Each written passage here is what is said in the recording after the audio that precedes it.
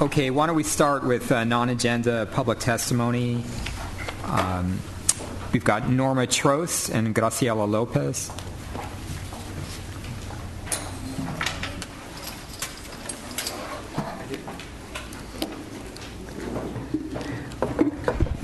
Happy New Year. Happy New Year. I hope it's a happy one for you. Yeah. Norma Trost, 4416 Colwood Lane, San Diego 92115, representing the San Diego Kiwanis Club. President Barrera, board members, and Superintendent Koba. The Kiwanis Club of San Diego has supported the district's elementary counseling program for more than 30 years with financial contributions as well as advocating for this vital program. While we recognize the severe financial situation in which the district finds itself and acknowledge the difficult decisions you will be making over the next several months, we implore you to consider the needs of all students for access to a comprehensive K-12 counseling program. I believe the September 2009 final evaluation report of Project Aspire 2 is succinct in its conclusions. All students who received the second step curriculum showed gains in the social emotional skills needed for violence prevention, such as impulse control, empathy, and problem solving. Positive behavioral changes were seen for students who participated in the intentional guidance groups. Over time, improvements were also noted in positive gains in the perception of school climate. Finally, schools who participated were successful in increasing their overall API scores from year 1 to year 3. The placement of additional counseling staff and school-wide program activities benefited the overall school climate, and students' academic success contributed to positive increases in API scores.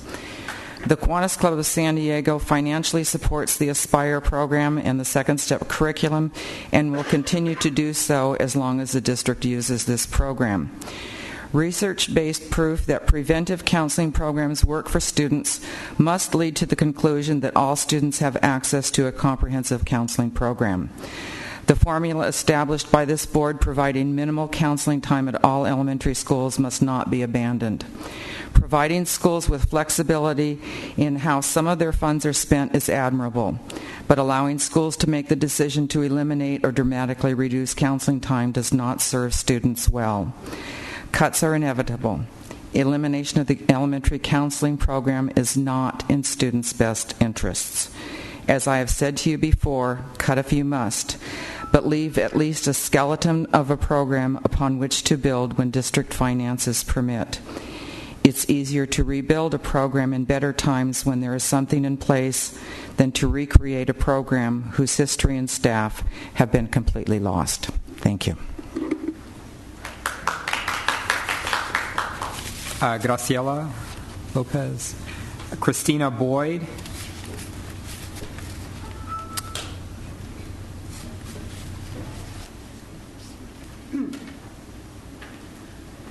Good evening, President Barrera and School Board and Superintendent Koba.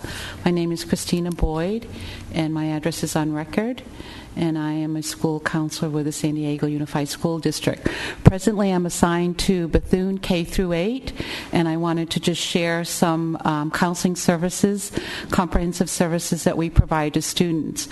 One of the programs that I instituted last year was called the Why Try program, which is a motivational program that teaches students very specific skills in order to learn and achieve. At the same time, our school was doing a lot of interventions.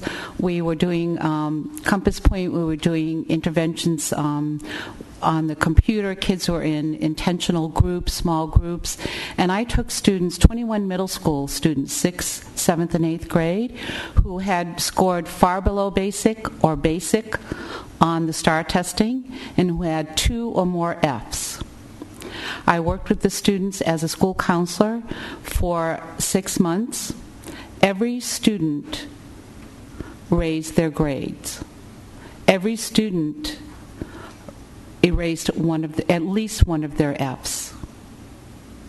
Most students got rid of all of their Fs through this program, and very specific skills on how to set goals, how to change your label of a failure into one of success, how to build support between your family and your school, how to identify an adult at school that you can talk to, and then setting goals each week in terms of their academic goals and what were some of the struggles and what were some of the issues in achieving them, and most of them did achieve them. So at the end of the school year, they all had raised their grades, and they all had raised their STAR testing from either far below basic to below basic or below basic to proficient. The last thing I wanted to touch base on in services that school counselor does is child abuse reporting. Just before Christmas break, I had 2 cases. I was on the phone for 30 minutes holding. I had to call back. If school counselors are not at school sites, the principals and teachers cannot adequately connect families with services when they're in crises. Both of those cases, when I was able to get through, had an immediate response to the home before 3 o'clock. Because of the nature of the case and my training and the information I was to give them, those families got services and those children were safe for the month that we're off from school. So again, counselors go a wide range from academic learning all the way to physical, emotional, and safety. Thank you. Thanks, Christina. Matt Spaeth.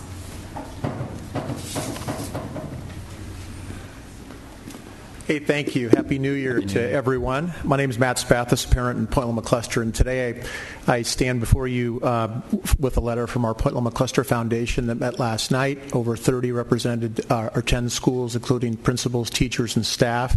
And this is regarding the Title I conversations that are occurring at the district that I've talked to some of you about.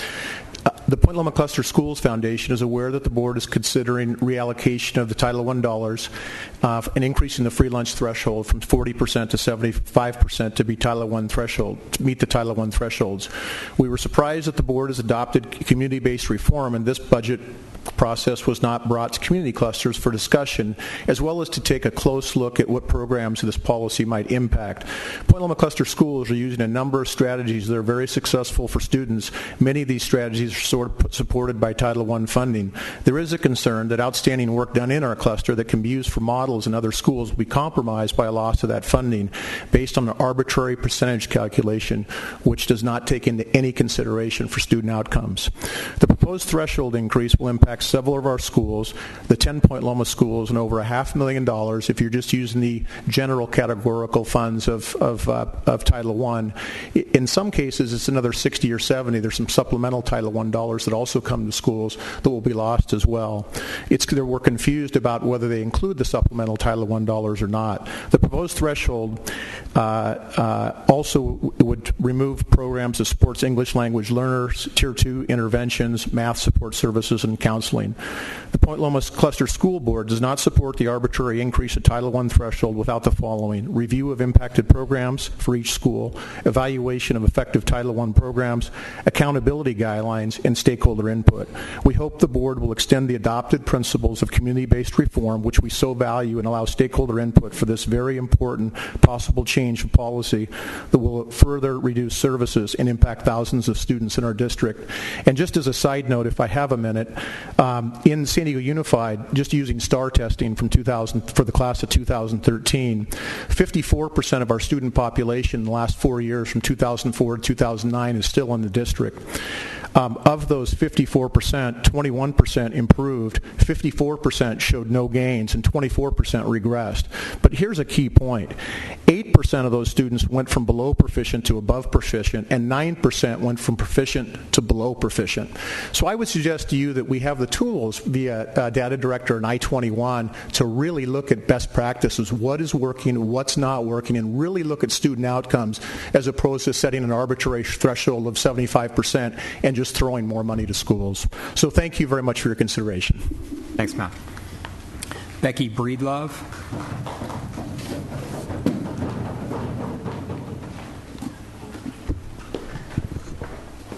Good evening. My name is Becky Breedlove. My address is on file. Kevin, we're glad you're well and with us this evening.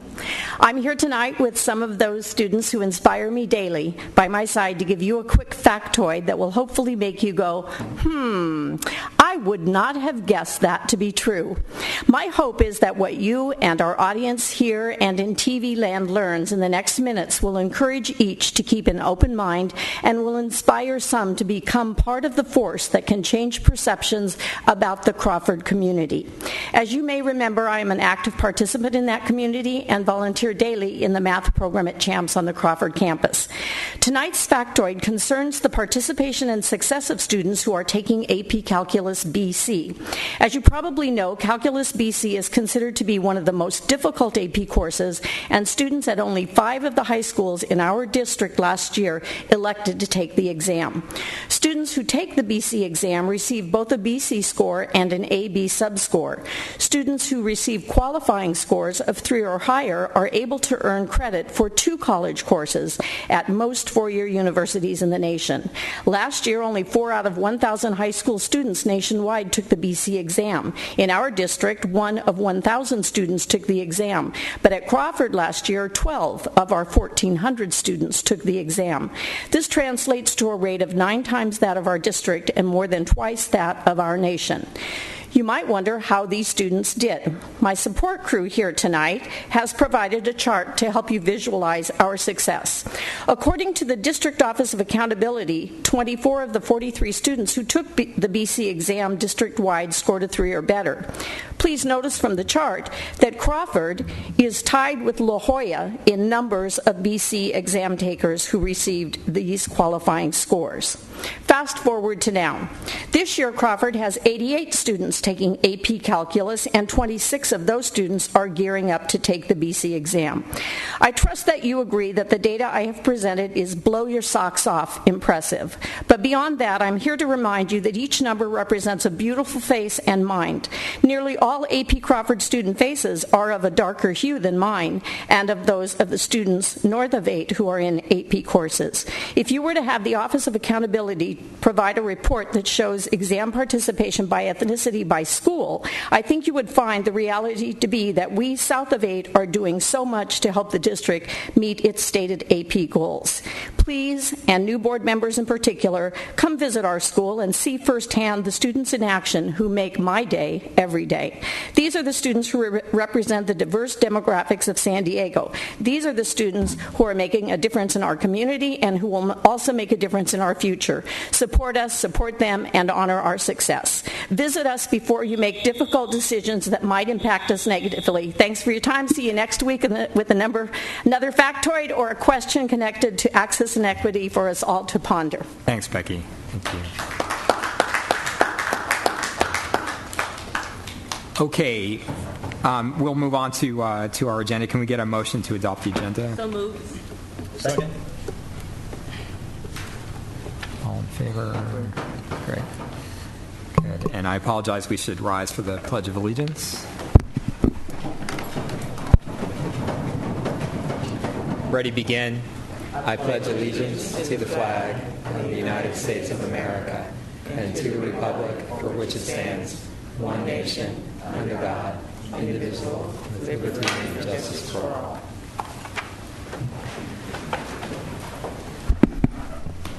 Okay, we've got a public hearing for the charter petition renewal for 2 of the King Chavez Academies.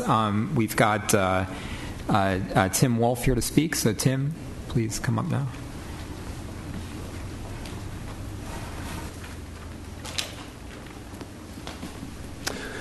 Good evening. Tim Wolfe, Chief Executive Officer of the King Chavez Public Schools. Superintendent Club, board members, and staff.